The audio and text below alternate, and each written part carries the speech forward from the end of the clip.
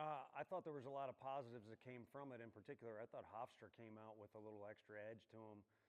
I guess you could go two avenues. Yesterday is exciting for all college baseball players, and we got the best of them, but it kind of came out with the attitude and the confidence, that you would want if you were a coach, or almost kind of like they won the game yesterday, which provided for good competition for Marcus.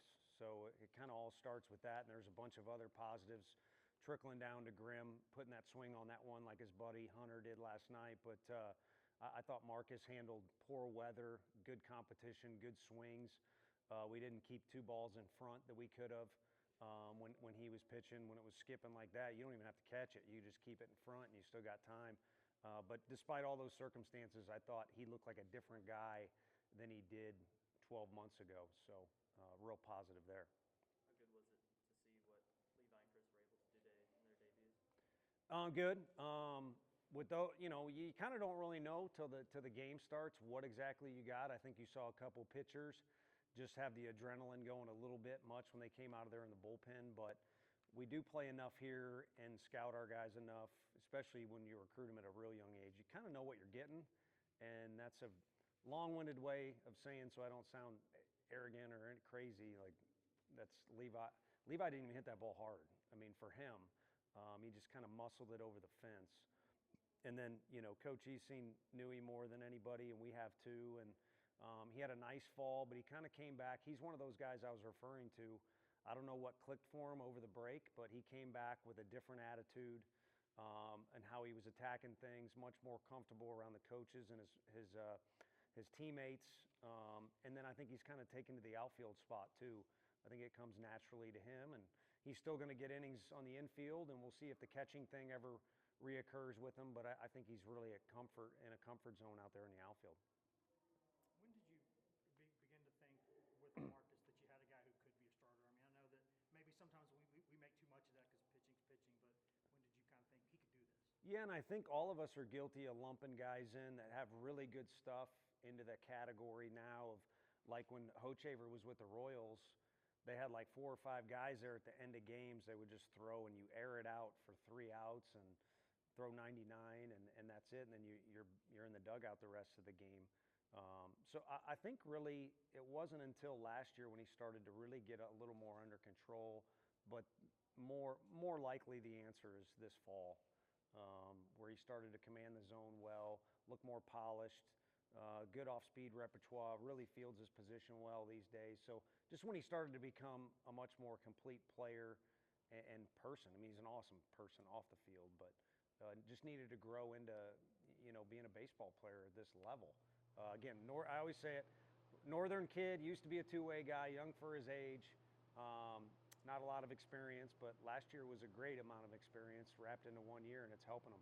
You like the kind of grit you get sometimes, or the chip on the shoulder from those guys that aren't from hotbeds, that are not from Florida, Texas, Atlanta, California, one of those places? Yeah, I think there's a chip on their shoulder to prove themselves, but dating back to working at University of Missouri, there's I don't know what's better. Newey's from, Arizona, and Levi's from Georgia, where they're playing before we are, high school baseball. So those guys get more reps, and they seem to be more ready early. And then you flip it, and it's guys like Gavin and Marcus that, again, in my example, when I first started coaching, we were getting more of those guys that would, have a huge gap between where they're at and their ceiling, and they just naturally make a jump because all of a sudden they're getting more repetitions. So, and I think that still holds true to date. It's just there's so many nice indoor facilities now and good coaches in those facilities across the country that's starting to fade a little bit. But I still think it holds true. The guys in the South, on average, are a little more ready right away, like Dean was last year, being a SoCal guy. And the guys in the North, they should get excited about, maybe a little bit more room for growth. Going back to the freshmen, besides the stats and all that, what did you like the most about how they went about their business, being their first collegiate big game? I think Newey's catch in left field, just the calm which he made it with, that's not an easy play that he made out there. And then, Levi's got a chance to, he's got 4 guys in front of him that are arguably big leaguers or will end their time here as, this and that. So you could kind of get wowed in that moment a little bit, but he's super calm and, I didn't really realize it till he was here, but we knew he was a good player and strong. He's got a little killer instinct to him. So just that calming presence on plays in particular, at bats in particular, but really it was kind of there the whole day. How's Huntley improved from a year ago? A lot. And you know, it's kind of frustrating last year because it just didn't click for him. We saw moments of, you know, say brilliance, but some really good moments from him, and then they were counterbalanced by just not clicking for him for whatever reason. And, you know, we were frustrated by it because we believe in his ability and he works his butt off. And again, for part of the reason might be some of those other guys did so well, he got left out of the mix a little bit.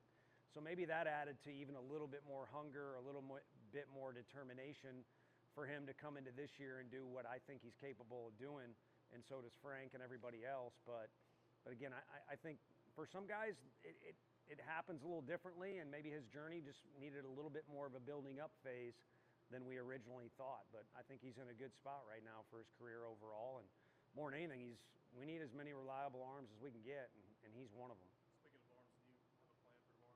Yeah, Snead will start, and then we'll go from there. Obviously, Banky's not thrown yet. We had him down there. Combs is not thrown yet.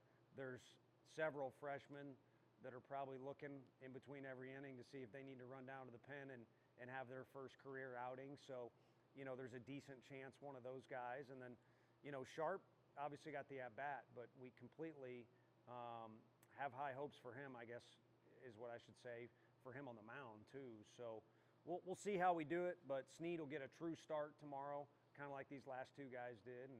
And then we'll see what's, you know, a question we can revisit it after the game, but he'll be a Swiss Army knife for us no matter how tomorrow goes. On Chris and Levi, their biggest hits came with 2 outs. How well did the preseason kind of prepare them for leverage moments like that? Yeah, 2 strikes for Newstrom too, with that ball he hit in the gap. Well, I think Coach Elander was talking to the hitters, and at the very least, our guys can say they've seen everything that you can throw at them for the most part. And hey, I get it. There's other first rounders out there, and I would love to avoid the lefty from Florida State we saw in Omaha. He's still in college. But everybody's going to kind of fall into a category of what we have on our staff. I mean, the velocities or a sharp breaking ball or a big physical presence. We still got a staff we're trying to figure out pitching staff-wise, but I feel like we put those kids in a bunch of different situations at the plate, and they've seen a bunch of good competitions. So nothing should be a huge shock to them on game day. That doesn't mean the competition won't be stiff in certain situations, but I think that helps. One more. Looked like Arvidsson, 7-pitch inning, 1, 2, 3. It was quick, but really efficient. Yeah, it was fun to see. And, you know, a little bit of a plan there for him and Sharman where we were going to limit their pitch count no matter what. So it was kind of what they did with it. And Arv did a lot with it. But we got high expectations for him. You guys have been at our scrimmages. You know we kind of, I don't want to say, we were careful. I was going to say babied, but you got to watch what you're saying. Although really I could say anything and you just blame it on ChatGPT and just say someone you know, inserted that. However, that's all working now. I'm sure I got my own coming to me at some point, but he was good, and we're kind of building him along. It's kind of fun. We got some guys that are ready and some guys that are pitching now. We'll build along slow, and then a couple other guys will be joining the crew here soon too. What did you see from Peoples from the catcher spot? He did well. He really, we always kind of chirp from the dugout like, hey, good catch. Even if it's a ball or a strike, it doesn't matter. You want to see guys receive pitches well, especially the difficult ones. And he had several of those moments today. A couple of those guys got really good jumps. Obviously, everyone knows now how quick Palmer is. But he looked well, or he looked sharp. But when I got to the office this morning, I was like, man, it didn't come up in our talk in here yesterday about Stone. I like Stone a lot, but he caught better than I thought he would yesterday. He did really, really well. So if those two guys are going to continue to complement each other and also kind of push each other and help each other, that's a nice 1-2 punch back there.